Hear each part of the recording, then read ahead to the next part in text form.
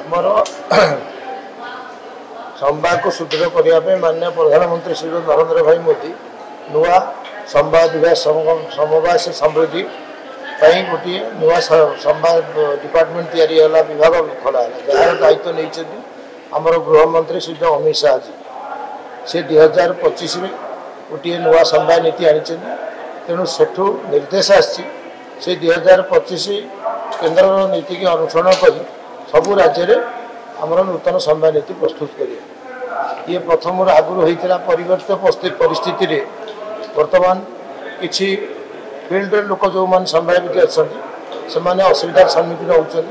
तेणु आम जो पॉलिसी करने को जाऊँ तेणु लोकर मतामत नौ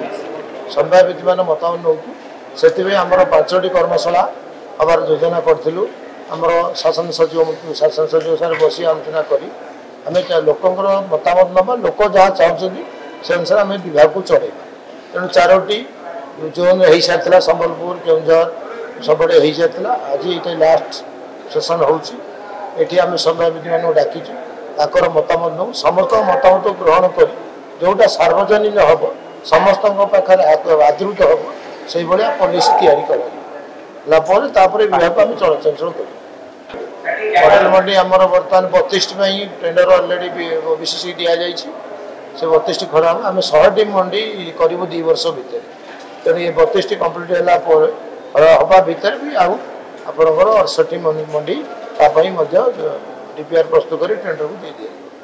आमर मंत्रिमंडल बसला मुख्यमंत्री अवगत करें जहाँ सिद्धांत हम जन आम आसंता काली गोटे मीटिंग अच्छी